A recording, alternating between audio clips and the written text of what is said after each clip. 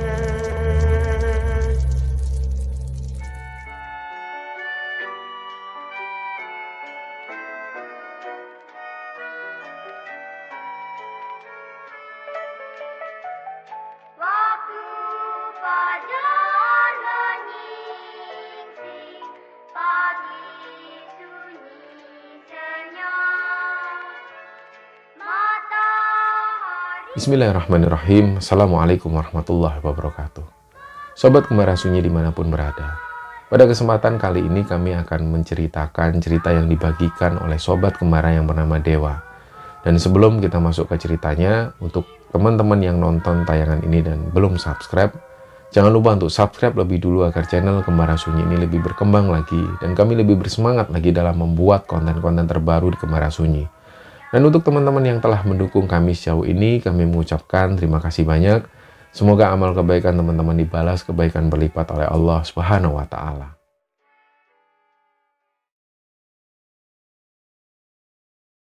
Jadi cerita yang akan kami ceritakan di episode kali ini, ceritanya ini dikirim oleh Sobat Kembara yang bernama Dewa. Jadi Dewa ini asalnya dari Solo, Jawa Tengah. Dia dari lahir, semenjak dia lahir sampai dia besar tinggal di Solo bersama ibunya. Jadi Dewa ini adalah anak tunggal dan sekitar kelas 2 SMP ayahnya sudah meninggal. Jadi dari situlah sejak dari hari itu Dewa tinggal bersama ibunya. Nah, singkat cerita, pas waktu Dewa ini kuliah, dia kuliah di salah satu universitas yang ada di Solo. Di sana dia bergabung di sebuah unit kegiatan mahasiswa teater. Nah, selama dia aktif di UKM teater ini, Dewa sering bikin kegiatan dan dia sering manggung di berbagai pentas teater yang ada di Solo maupun di sekitaran Jawa Tengah. Di sekitaran tahun ketiga, Dewa dan teman-teman ini punya sebuah kegiatan.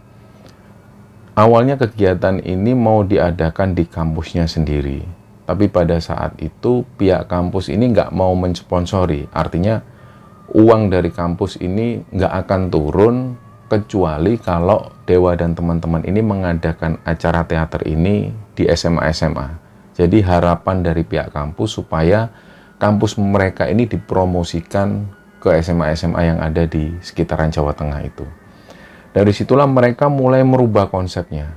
Jadi yang awalnya konsep ini hanya sekedar pementasan teater mulai dirubah, dan 1 bulan kemudian proposal kembali dimasukkan ke pihak kampus. Akhirnya pihak kampus pun menyetujui. Jadi mereka ini mau ngadain acara pentas keliling. di 3 kota yang ada di Jawa Tengah.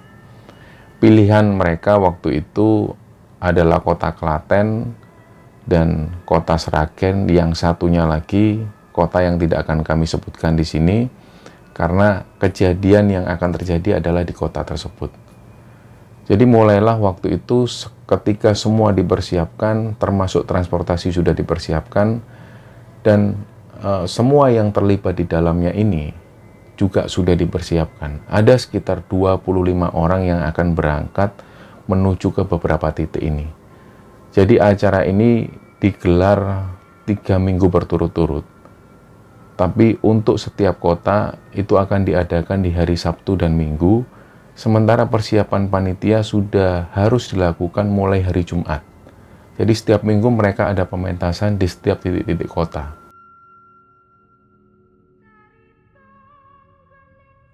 Nah, kota pertama yang mereka tuju adalah kota Klaten. Pertama kali mereka datang ke sana di sebuah sekolah SMA. Dan singkat cerita, selama sekitar 3 hari mereka ada di sekolah tersebut dan mengikuti kegiatan yang ada di sana, mereka ini nggak mengalami satu kendala apapun. Semua lancar dan acara ini berjalan dengan sukses.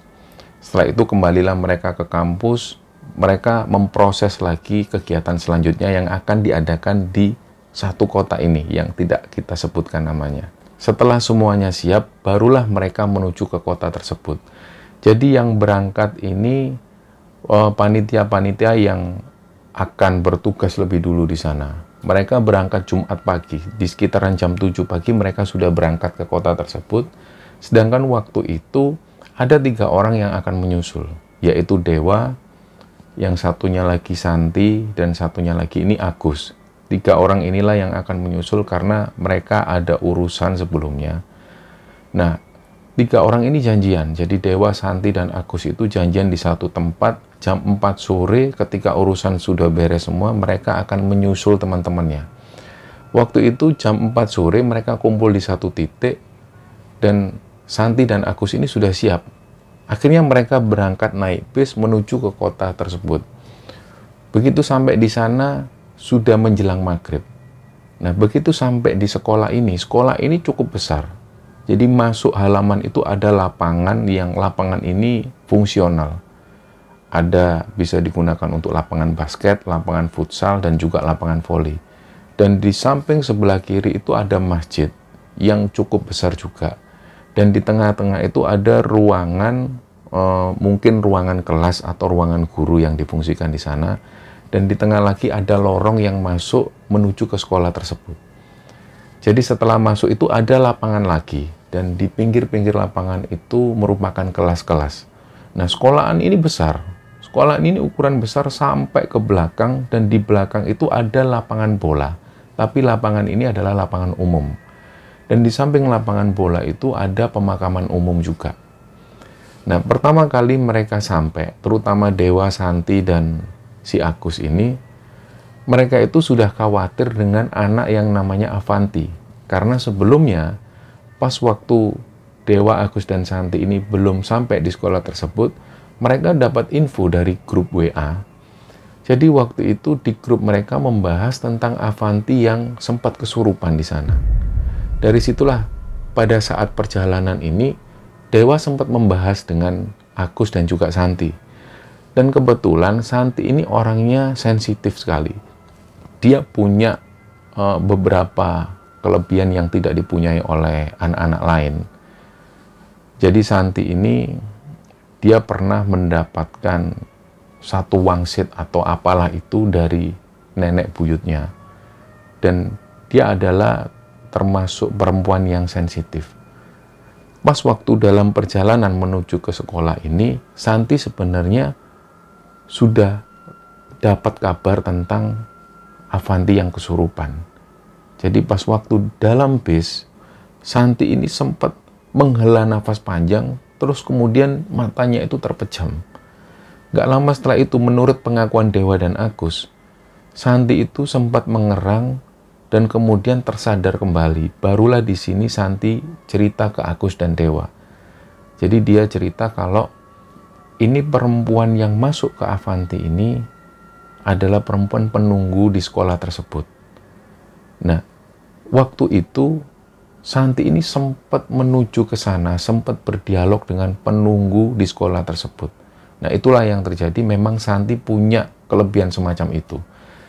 Jadi, ketika mereka datang ke sekolah ini, mereka langsung menuju ke ruang aula. Karena semua panitia berkumpul di ruang aula. Begitu ada di sana, Santi langsung tanya keberadaan Avanti. Avanti mana? Dia ada di ruang kelas di atas.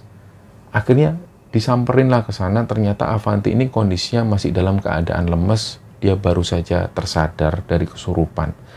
Langsung si Santi ini mendekati Avanti, dia pegang tangannya, gak lama kemudian Santi ini langsung kayak menghela nafas lagi, dia kepalanya ini ditengadahkan ke atas, sambil dalam keadaan yang terpejam. Gak lama setelah itu, Santi tersadar lagi, dia bilang ke teman-teman yang lain, tolong apapun yang kalian lakukan ini, jangan sampai mengganggu penghuni yang ada di sini. Karena menurut keterangan Santi, penghuni yang ada di sekolah tersebut itu umumnya mereka ini jahat. Jadi setelah dapat briefing seperti itu, di lain tempat ada kejadian lagi. Jadi pertama kali datang di sekolah itu, Dewa ini langsung menuju ke toilet. Nah, di samping aula itu ada toilet yang berdekatan persis dengan unit kesehatan sekolah. Waktu itu Dewa langsung menuju ke toilet tersebut karena dia ingin buang air kecil. Dan ada cerita sendiri, jadi pas waktu mau masuk ke toilet, Dewa kaget. Karena waktu itu ada cewek yang dia ini baru keluar dari toilet tersebut. Jadi Dewa sempat kaget waktu itu. Loh, bukannya ini toilet cowok. Jadi Dewa keluar lagi, dipastikan lagi. Ternyata benar, ada plakat di sana, toilet siswa.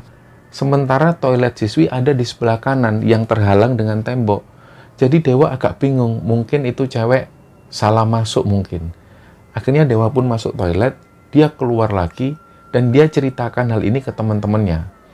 Akhirnya waktu itu pas Santi ini baru turun dari ruangan Avanti, Santi pun akhirnya mendengar cerita dari Dewa. Dan Santi waktu itu menjelaskan ke Dewa, "Wak, itu tadi yang kamu lihat bukan cewek siswi. Maksudnya, itu penunggu yang ada di sini, dia sengaja gangguin kamu." Nah, Dewa ini mengingat-ingat lagi, "Loh San, kok kamu ngomong kayak gitu San?" Dewa akhirnya inget wajah si cewek yang baru keluar dari toilet itu memang wajahnya itu agak aneh. Wajahnya lebih ke pucat, kayak dia itu pakai make up tebal, warnanya pucat. Jadi ketika Santi ngomong seperti itu, Dewa mengingat-ingat lagi, kayaknya memang benar yang diomongin Santi ini. Kayaknya itu bukan siswi pada umumnya. Nah, Dewa di sini diberitahu oleh teman-teman panitia yang lain, "Wah, kamu kan baru datang. Kamu, aku, sama Santi kan baru datang. Sebenarnya tadi itu kami sudah ada briefing kecil dengan panitia yang dari sekolah ini, juga dari Pak Bon. Jadi penjaga sekolah itu sempat datang ke briefing mereka. Mereka ini sempat dikasih sebuah informasi bahwa nantinya kalau mereka mau bikin acara di sana, tidak boleh lebih dari jam 11 malam. Dan yang kedua, toilet yang ada di samping aula ini tidak boleh digunakan jam 5 sore ke atas sampai malam hari. Jadi mereka harus menggunakan toilet yang ada di lantai 2. Alasannya, Pak Bon sempat bilang bahwa sudah dari dulu toilet yang ada di bawah ini sore hari sampai malam hari nggak bisa digunakan karena airnya nggak keluar. Alasannya seperti itu. Tapi belakangan mereka tahu toilet ini tidak difungsikan di sore sampai malam hari karena toilet ini memang angker. Ada sebuah kejadian yang pernah terjadi di sana. Nah, karena Dewa baru tahu info tentang ini, Dewa akhirnya minta maaf ke teman-teman panitia yang ada di sana, terutama panitia dari sekolah tersebut. Karena dia nggak tahu. Begitu pertama kali datang, dia langsung masuk ke toilet. Nah, akhirnya setelah briefing kecil ini pun usai, mereka mempersiapkan lagi. Sound-sound itu dipersiapkan karena di acara itu nanti mereka nggak hanya menampilkan penampilan teater, tapi juga ada acara musik dan juga ada acara pembacaan puisi. Malam itu belum ada kegiatan, karena kegiatan akan digelar hari Sabtu malam Minggu dan hari Minggu malam. Jadi karena hari itu hari Jumat, mereka masih mempersiapkan. Sekitar jam 8 malam, mereka makan malam.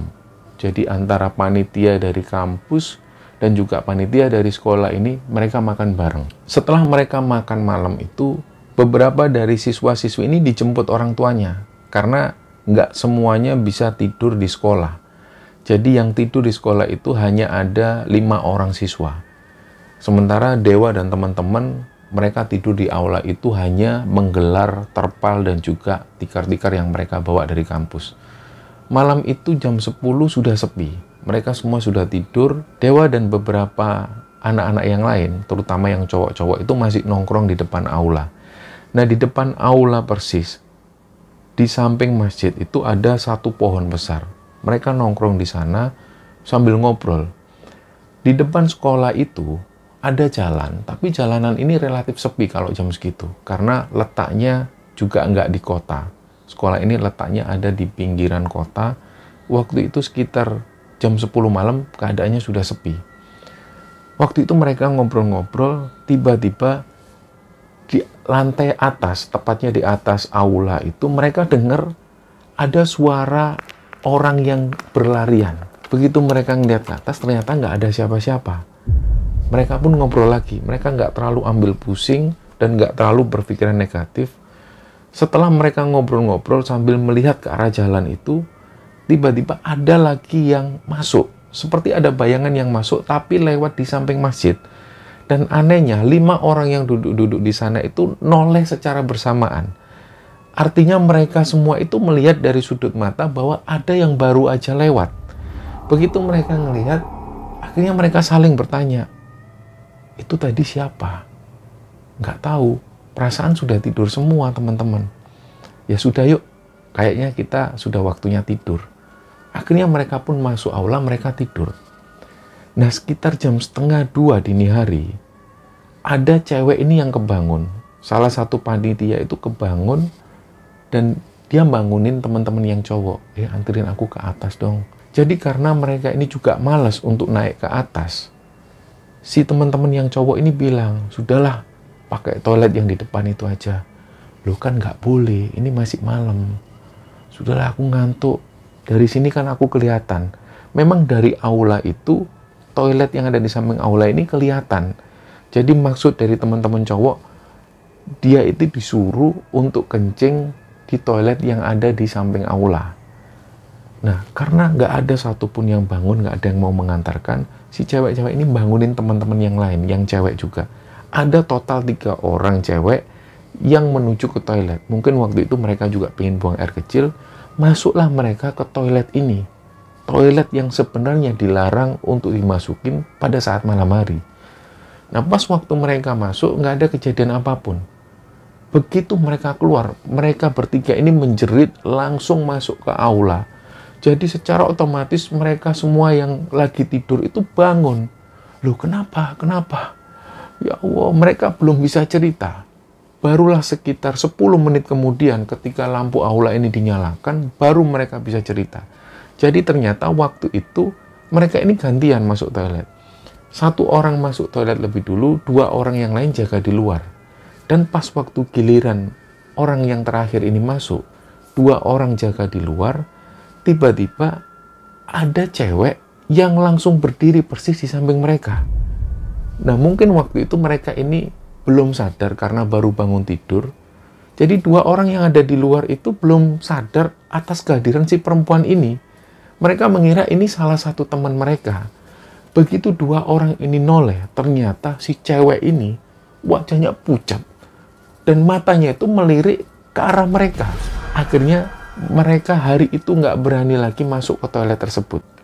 Nah, keesokan harinya, hari itu hari Sabtu, mereka mempersiapkan lagi segala sesuatunya. Jadi semua yang belum beres ini mulai dipersiapkan. Nah, panggung yang mereka bikin itu sangat sederhana sekali. Hanya ditutup dengan background kain warna hitam. Seperti layaknya pertunjukan teater. Dan pada saat itu, siang harinya, ada perwakilan dari sekolah ini yang datang. Jadi kebetulan guru ini adalah guru pendamping yang ngurusi bidang kesenian. Di sana beliau sempat memberikan arahan-arahan Dan waktu itu beliau juga minta maaf kalau nanti malam pas waktu pertunjukan beliau nggak bisa hadir. Nah, pas waktu beliau ini mau pulang, beliau sempat berpesan ke anak-anak semua, ke teman-teman panitia. Beliau bilang bahwa nanti ini acara itu nggak boleh lebih dari jam 10 malam. Nah, mereka menjelaskan, oh iya Bu, kami sudah tahu dari Pak Bon. Karena Pak Bon ini sempat ngasih arahan ke kami sebelumnya, nggak boleh ada keramaian atau kegiatan di atas jam 11 malam. Akhirnya beliau ini pun ngomong sekali lagi, iya sebenarnya jam 11 malam itu sudah nggak boleh ada keramaian atau kegiatan. Sebenarnya saya juga tahu kalau jam 11 malam, tapi ibu ini bilang jam 10 karena untuk mengantisipasi aja. Khawatir nanti kalian belum membereskan segala sesuatunya, jadi lebih baik jam 10 malam acara ini sudah harus selesai. Oh iya Bu, kami paham Bu. Setelah itu beliau pun pulang. Nah, sore harinya sekitar jam 5 sore, siswa-siswi ini mulai berdatangan. Mereka diantar orang tuanya, ada juga yang datang sendiri naik motor. Ketika semua kumpul, akhirnya panitia briefing lagi seperti biasa. Mereka final check, mempersiapkan segala sesuatunya, dan sekitar jam setengah 7 malam acara ini pun dimulai. Acara dimulai dengan sambutan-sambutan dari ketua pelaksana, dari pihak sekolah, dan mulailah pertunjukan pertama kali adalah pembacaan puisi. Dan pada saat itu di sekitar jam setengah 8 malam, acara pementasan teater ini pun dimulai. Nah, seperti halnya sebuah pementasan teater, jadi nggak boleh ada lampu kamera, nggak boleh ada suara bising, nggak boleh ada suara telepon. Jadi waktu itu suasananya benar-benar hening. Dan sambil menunggu aktor teater ini keluar, ada jeda sekitar 5 menitan waktu itu. Dan kondisi di ruang aula ini benar-benar gelap. Sebelum aktor ini masuk ke panggung, tiba-tiba mereka yang ada di sana ini semua melihat ada sosok perempuan. Dia ini pakai daster putih sampai ke bawah, dan anehnya sosok perempuan ini nggak jalan tapi melayang. Jadi semua penonton yang ada di sana itu ngelihat sosok perempuan ini lewat sambil melayang. Disitulah mereka semua teriak-teriak ketakutan. Terutama yang panitia ini, mereka tahu bahwa ini bukan bagian dari skenario. Ini nggak ada aktris yang semacam ini. Jadi ini benar-benar di luar konsep, dan mereka tahu bahwa ini bukan manusia. Nah, ketika semua gaduh, akhirnya ketua pelaksana ini masuk lagi ke panggung. Dia coba menenangkan suasana. Dia sempat bohong bahwa barusan itu adalah sebuah bagian dari pertunjukan. Ini adalah sebuah introduksi. Jadi ketua pelaksana ini sebenarnya bohong. Dia tahu bahwa yang lewat barusan ini bukan bagian dari aktor, bukan bagian dari mereka. Nah, setelah panitia atau ketua pelaksana ini menjelaskan, dia masuk lagi dan pertunjukan ini pun dimulai. Pada saat pertunjukan ini dimulai, penonton-penonton yang ada di sana, yang umumnya siswa dan siswi itu sudah nggak nyaman. Jadi pas waktu mereka nonton pertunjukan itu, pertunjukan ini tidak berjalan secara kondusif. Ada yang masih ramai, ada yang saling berbisik. Dan setelah pementasan ini usai, barulah digelar sebuah diskusi. Acara diskusi ini membahas tentang karya yang baru mereka tampilkan. Setelah mereka diskusi, akhirnya sekitar jam 10 malam mereka pulang. Setelah mereka pulang, ada beberapa siswa yang masih tinggal di sana, mereka masih ngobrol, masih diskusi. Dan pada saat session diskusi itu sampai sekitar jam 11 malam, mungkin saking asiknya mereka diskusi, pembahasan ini pun beralih. Dari yang awal mereka membahas tentang naskah teater dan seputar kesenian, tiba-tiba pembahasan ini berubah menjadi membahas tentang sekolah mereka. Nah, ada satu orang ini yang bilang, Mas, kalau misalnya nanti tinggal di sini, ada gangguan apa-apa, langsung hubungin Pak Bon aja. Pak Bon kan rumahnya ada di belakang. Nah, memang Pak Bon ini tinggal di belakang sekolah. Beliau tinggal di sana bersama keluarganya di sebuah bangunan kecil. Dan si anak siswa ini menjelaskan ke teman-teman panitia kalau memang terjadi sesuatu, segera hubungi Pak Bon. Takutnya ada apa-apa. Nah, waktu itu mereka nggak gelisah. Mereka melanjutkan obrolan itu sampai sekitar jam setengah 1 dini hari. Setelah itu, mereka pun tidur. Jadi ada beberapa siswa yang juga ikut tidur di aula tersebut. Nah, pas waktu mereka ini tidur, satu orang yang pertama kali mendengar ada seperti orang yang jalan. Ini adalah Dewa. Dewa itu sempat kebangun, tapi dia nggak duduk. Dia hanya membuka mata. Dia lihat memang ada sosok perempuan itu yang jalan. Jadi dia itu jalan kayak mengelilingi anak-anak yang lagi tidur di sana. Dan sesekali si cewek itu berhenti, terus sambil noleh ke arah bawah. Setelah itu dia jalan lagi, dan jalannya itu benar-benar melayang. Dewa melihat betul kejadian waktu itu. Setelah itu, si cewek ini berhenti di satu titik, dia melihat ke arah bawah. Dewa ingat kalau di bagian sana itu, Avanti ini tidur persis di situ. Jadi Dewa memastikan kalau sosok perempuan ini memperhatikan Avanti yang lagi tidur. Nah, Dewa khawatir, aduh jangan-jangan ini Avanti mau kesurupan lagi. Tapi gak lama kemudian si cewek ini tiba-tiba hilang dengan sendirinya. Barulah keesokan paginya, semua itu cerita. Satu persatu dari mereka itu membicarakan tentang kejadian malam itu. Ternyata semua yang tidur di sana ini melihat kehadiran sosok perempuan ini. Tapi mereka nggak berani bersuara sama sekali. Nah, setelah kejadian itu di hari Minggu, sudah ada pemikiran dari mereka kalau pementasan malam itu di hari Minggu itu nggak akan dilanjutkan. Seharusnya pementasan ini akan berjalan 2 kali. Tapi karena melihat situasinya yang semacam itu, mereka nggak berani melanjutkan. Dan selama 2 hari itu, kondisi Avanti ini terus-terusan lemes.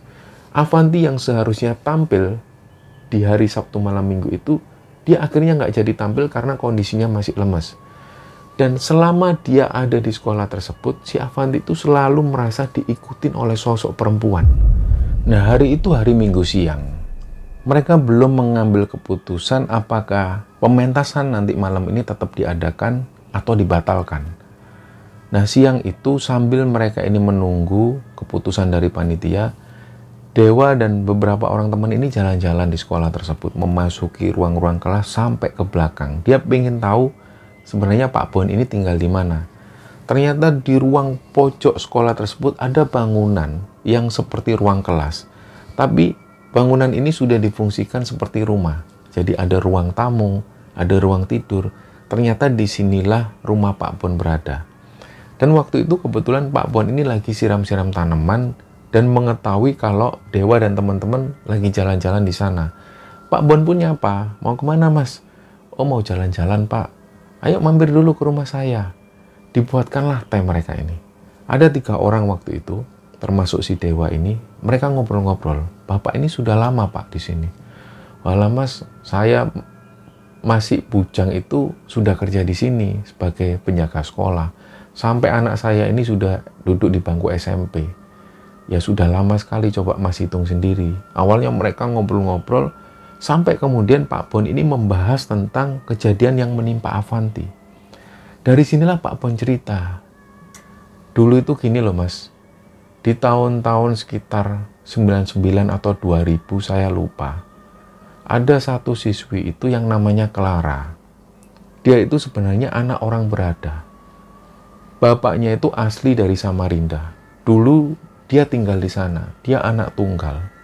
Dan pada satu ketika, ayahnya Clara ini selingkuh dengan perempuan lain. Dan pada waktu itu, Clara itu mengetahui ayahnya selingkuh. Jadi mohon maaf, waktu itu Clara melihat sendiri kalau ayahnya ini tidur dengan perempuan lain di rumahnya. Sejak saat itulah, Clara itu jadi orang yang aneh. Dia jadi orang yang pendiam. Dia nggak mau melihat keramaian. Pokoknya waktu itu dia benar-benar jadi orang yang sangat berbeda. Dari situlah kemudian ibunya Clara ini membawa Clara pulang ke Jawa karena ibunya asli Jawa. Dan disinilah akhirnya Clara melanjutkan sekolahnya. Jadi Clara masuk di sekolah ini kelas 2 SMA. Dan semenjak Clara ada di sini, dia itu memang orang yang aneh. Kalau setiap kali ada keramaian, dia selalu merasa berisik. Jadi ruang favorit Clara itu ada di ruang perpustakaan. Dan pada satu ketika, tiba-tiba Clara itu mengalami kejang-kejang. Nah, sebelum Clara ini sempat dibawa ke rumah sakit, Clara sudah meninggal dalam perjalanan. Dan semenjak itulah mulai ada isu-isu tentang Clara. Ada teman-temannya itu yang melihat kalau Clara itu masih berdiri persis di samping perpus. Ada juga laporan dari anak-anak yang ada di sini itu melihat Clara ini duduk-duduk di sebelah UKS. Kadang juga dia keluar masuk ke toilet.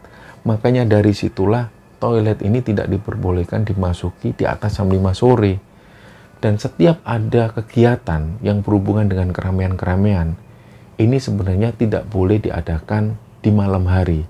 Tapi pihak sekolah mengambil keputusan, boleh diadakan kegiatan di malam hari, tapi tidak boleh lebih dari jam 11 malam. Karena dulu pernah ada kejadian, mereka bikin acara musik sampai sekitar jam setengah 12 malam, tiba-tiba mereka semua mendengar ada suara teriakan perempuan dari atas. Teriakannya keras sekali. Nah, cerita ini akhirnya jadi turun-menurun. Padahal cerita ini kejadiannya di sekitar tahun 99 atau 2000-an. Sejak ada siswa-siswi baru, entah mereka ini tahu dari mana cerita tentang Clara, sampai akhirnya di tahun itu, di tahun 2017, ketika Dewa dan teman-teman menggelar pementasan di sana, siswi-siswi yang ada di sana, mereka tahu cerita tentang Clara. Pak Bon sendiri juga heran. Anak-anak ini, Mas ya, padahal mereka ini terus berganti. Setiap tahun itu selalu ganti siswa dan siswi. Tapi nggak tahu kenapa kok mereka ini tahu cerita tentang Clara. Pak Bon ini pun juga cerita. Sebenarnya, Mas, sebelum ada kejadian Clara itu, sekolah ini memang sudah angker, banyak penunggunya. Menurut saya, kalau memang itu adalah Mbak Clara itu baik. Nah, coba ditanyakan sama Mbak Avanti itu. Mungkin Mbak Avanti ini punya latar belakang yang sama dengan Mbak Clara. Bisa jadi Mbak Avanti itu anak tunggal loh, Mas. Dan bisa jadi Mbak Avanti itu punya persoalan yang sama dengan Mbak Clara. Mungkin bapaknya Mbak Avanti itu pernah pergi meninggalkan Mbak Avanti dan ibunya. Mungkin seperti itu loh, Mas. Nah, Pak Bon ngomong seperti itu. Dari pembicaraan inilah, mereka iseng-iseng. Setelah ngobrol dengan Pak Bon, mereka mendatangi Avanti. Dewa ini tanya, "Avanti, gimana keadaanmu, sudah sehat?" "Sudah, Wak." "Aku boleh tanya enggak?" Dewa tanya langsung. "Tanya apa, Wak?" "Kamu sekarang ini gimana? Kamu masih ngelihat sosok perempuan itu enggak?" "Kadang-kadang sih, Wak." Jadi Avanti ini mengaku, padahal teman-teman yang lain ini tahu bahwa Avanti, selama mereka kenal dengan Avanti itu jarang sekali bersinggungan dengan makhluk-makhluk semacam ini. Tapi pada waktu itu, ketika Avanti datang di sekolah tersebut, Avanti tiba-tiba mengaku sering melihat sosok penampakan perempuan. Dan pada saat ngobrol dengan Dewa, Avanti mengaku bahwa sosok perempuan itu berdiri persis di ujung aula. Nah, dari situlah Dewa tanya, "Avanti, tadi kan aku ngobrol sama Pak Bon. Ada sosok di sini ini yang namanya Clara." Diceritakan awalnya tentang sosok Clara ini yang pernah melihat perselingkuhan bapaknya sendiri. Akhirnya Avanti cerita, "Ya memang bapak sama ibuku cerai sih, Wak. Jadi waktu itu aku sebel banget sama sosok yang namanya bapak. Sampai hari ini pun aku nggak pacaran juga karena saking sebelnya aku sama sosok seorang laki-laki." Setelah ngobrol dengan Avanti ini, akhirnya Dewa dan beberapa orang teman-temannya itu jadi paham. Ternyata benar. Kata Pak Bon ini benar. Avanti ini punya latar belakang masa lalu yang sama dengan sosok Clara. Mungkin hal inilah yang menjadi penyebab kenapa Avanti ini selalu diikutin sosok perempuan. Yang sebenarnya mereka sendiri juga bertanya-tanya, apakah sosok perempuan ini adalah sosok Clara atau sosok yang lain. Tapi menurut pengakuan Pak Bon, sosok yang mengikuti Avanti ini adalah sosok Clara. Nah, berdasarkan cerita inilah, akhirnya panitia setelah itu menggelar rapat lagi, dan pada akhirnya mereka sepakat bahwa pertunjukan nanti malam ini terpaksa harus dibatalkan, dan mereka mulai berkemas-kemas. Sore itu mereka berpamitan dengan Pak Bon, dan mereka pun pulang. Pada saat ada di bis, waktu itu Santi ini sempat mendatangi Dewa. Santi sempat berbisik, "Wak, dia ngikut kamu, Wak." "Loh, siapa, San?" "Ya itu, yang ada di sekolah itu yang katanya namanya Clara, dia ngikut kamu." "Yang bener, Hasan, kenapa kok ngikut aku? Kok tiba-tiba ikut aku? Kan tadinya ngikut Avanti." "Iya, dia ada di sampingmu sekarang, Wak. Dia duduk persis di sampingmu." Lah, Dewa itu gak berani noleh. Karena memang di samping kursi Dewa itu kosong. Dewa nggak berani menoleh, dia nggak merasakan apapun sebenarnya. Tapi pas Santi ngomong seperti itu, perasaan Dewa itu jadi nggak enak. Dia tanya lagi, loh San, kamu kok tahu sih dia ikut aku? Emangnya kenapa? Kan aku nggak punya latar belakang yang sama, kayak si Avanti. Udahlah, dia ikut kamu. Kamu nggak usah takut, dia baik kok. Begitu sampai di rumah, Dewa ini masih kepikiran. Jadi pas waktu dia masuk ke kamar mandi, dia ingat-ingat lagi, duh jangan-jangan si cewek ini masih ikut. Nah, diabaikanlah oleh Dewa. Ternyata malam itu dia mimpi. Dewa ini mimpi ada di sekolah tersebut. Jadi di mimpi Dewa itu pementasan yang tadinya dibatalkan, ini kembali digelar. Mereka pentas dengan sangat bagus sekali. Dan waktu itu tiba-tiba muncullah si Clara. Dalam mimpi Dewa itu, Clara memainkan sebuah naskah teater. Dia berdialog dan bercerita tentang masa lalunya. Dan cerita ini persis dengan cerita yang diceritakan oleh Pak Bon, bahwa waktu itu, si Clara ini cerita dengan kondisi yang menangis histeris ketika melihat perselingkuhan bapaknya sendiri. Dan semenjak itulah dia benci dengan laki-laki yang tidak setia. Dan pada saat itu dia juga benci dengan sosok ayahnya sendiri. Nah, setelah pementasan ini berakhir, Clara itu turun, dan sebelum Clara ini meninggalkan panggung, Clara itu sempat berhenti sejenak, dan dia noleh ke arah Dewa. Entah kenapa, di antara puluhan orang yang nonton di sana, Clara itu memandang tajam ke arah Dewa. Jadi Dewa itu agak takut, dia noleh kanan kiri, kok si anak ini kok ngelihat aku. Jadi yang ada di mimpi si Dewa, Clara itu rambutnya pendek sebahu. Nah, setelah mimpi itu Dewa kebangun. Keesokan harinya dia hubungi Santi. San, diceritakanlah mimpinya dia ketemu sosok perempuan yang waktu itu dia cerita tentang masa lalunya. Nah, Santi cuma bilang, ya itu Clara, Wak. Sudah, kamu nggak usah takut, Wak. Dia baik kok. Terus, dia sekarang ada di mana, San? Ya, dia ada di kamarmu. Dia merhatiin kamu terus. Langsunglah ditutup.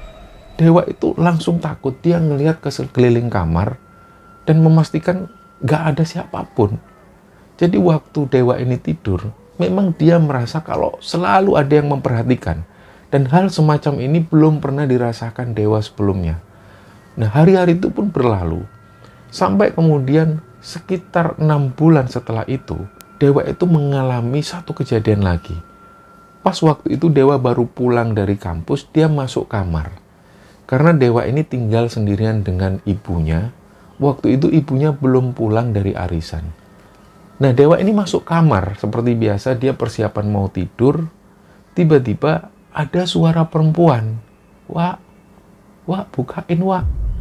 Nah, dikira itu adalah ibunya. Dewa buka pintu kamar, dia keluar. Dia ingat, ibu ini kenapa kok nggak bawa kunci? Biasanya beliau itu bawa kunci. Begitu pintu rumah ini dibuka, ternyata nggak ada siapapun. Dia ingat-ingat lagi suaranya. Itu tadi kan bukan suara ibu. Suaranya lebih ke anak-anak yang usia sekitar 20 tahunan. Dewa akhirnya masuk kamar. Dia merasa was-was. Duh, jangan-jangan ada yang ngikut lagi. Ternyata pas Dewa ini belum berhenti berpikiran seperti itu, ada suara lagi. Wak, bukain pintu. Wak, bukain pintu, Wak. Dia tahu bahwa ini bukan suara ibunya. Jadi dia nggak berani keluar kamar lagi.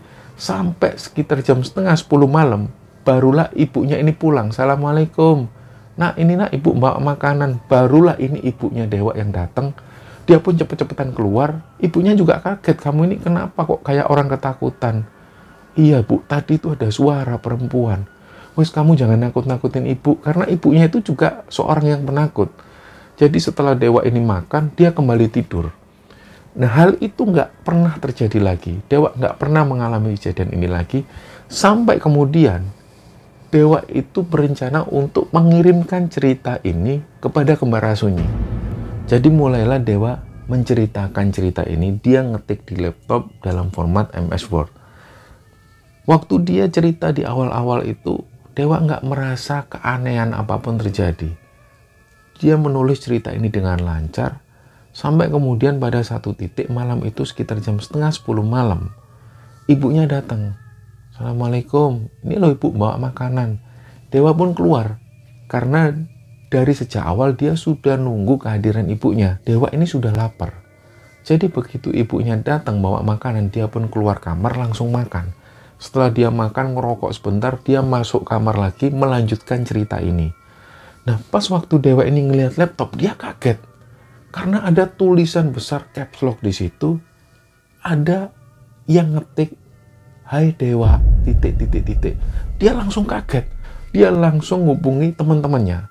Terus pas waktu Dewa ngubungin temannya, dia ingat Santi. Dia langsung telepon Santi, "San, ini ada kejadian aneh, San." "Kenapa, Wak?" Dewa cerita, "Ini kan aku mau ngirim cerita.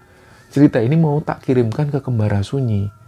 Terus pas waktu aku nulis, baru tak tinggal makan, tiba-tiba pas aku balik di laptop itu sudah ada yang ngetik. Ini loh, difotokan sama si Dewa. Hai Dewa," tulisannya seperti itu. Santi ini cuma ketawa kecil. Yaitu Clara. Dia di belakangmu. Dia cuma iseng aja, Wak. Dia pengen mengembalikan ingatanmu aja. Karena kamu lagi nyeritain dia. "Duh San, kamu jangan nakutin San. Terus menurutmu gimana? Cerita ini gak usah tak kirim ya berarti ya?" "Loh, jangan. Tetap kamu kirim aja, gak apa-apa. Dia cuma iseng aja. Dia kepingin kamu ingat lagi." Akhirnya ditutuplah, dihapus. Tulisan yang Hai Dewa itu dihapus sama Dewa. Dia melanjutkan cerita lagi. Dan setelah itu, cerita ini pun berhasil disimpan oleh Dewa. Tapi waktu itu cerita ini belum dikirimkan. Nah, 2 hari setelah itu, Dewa sudah mau mengirimkan ceritanya. Dicek lagi lah, mungkin ada kesalahan penulisan di sana. Nah, pas waktu Dewa ini ngecek tulisan tersebut, tiba-tiba di tengah-tengah cerita tersebut ada penambahan tulisan. Dan tulisan ini caps lock. Jadi yang awalnya ada tulisan Hai Dewa, waktu itu ada tulisan Hai Dewa, aku Clara. Tulisannya seperti itu, jelas banget. Dewa ini menjadi heran waktu itu. Padahal tulisan ini sudah disimpan oleh Dewa.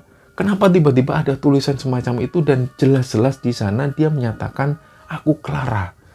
Akhirnya dari situ ditutup lagi oleh Dewa, laptop ini dimatikan, dia tidur. Nah, keesokan harinya, dia telepon Santi lagi. "San, ini ada kejadian lagi, San. Aneh.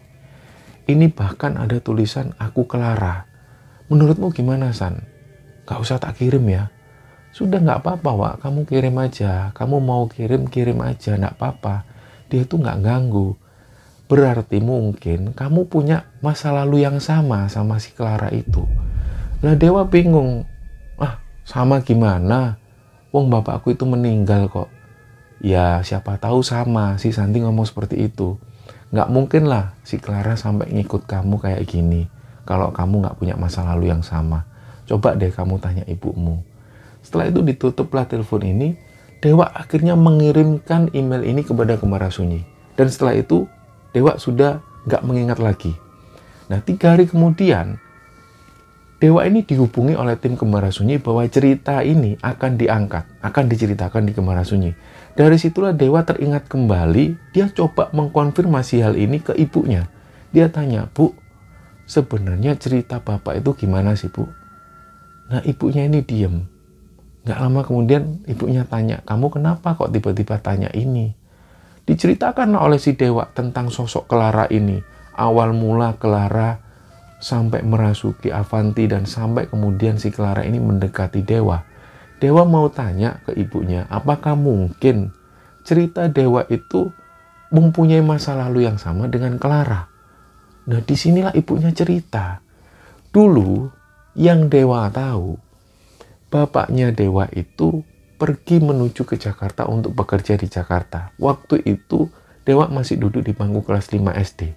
Dan setiap menjelang lebaran, bapaknya selalu pulang. Itulah, setiap tahun selalu seperti itu.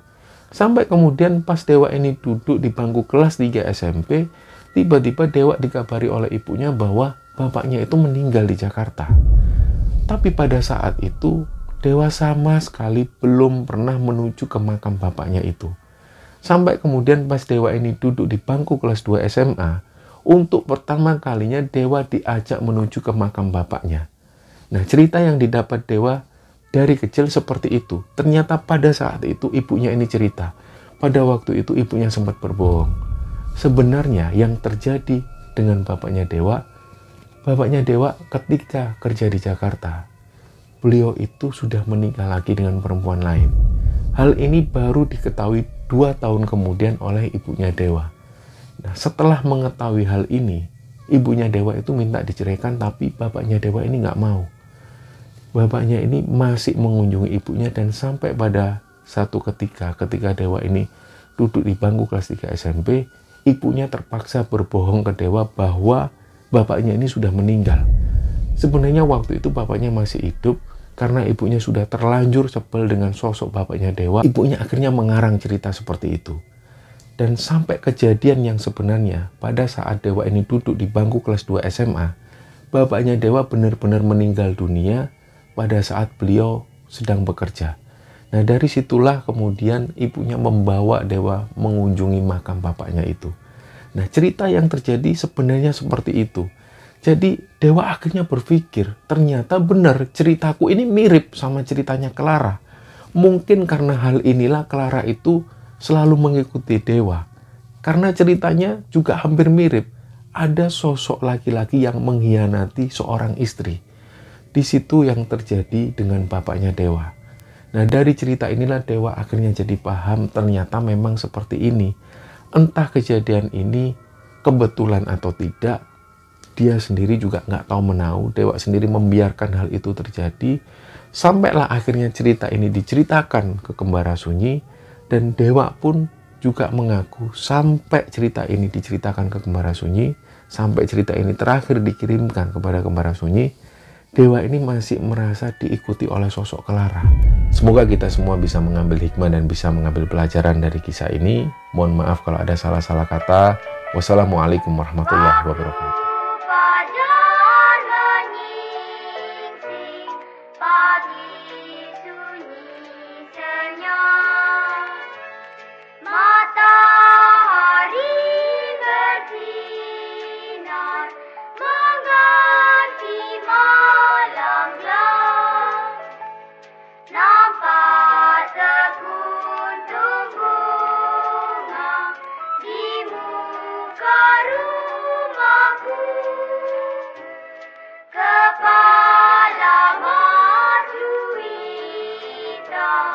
Daunnya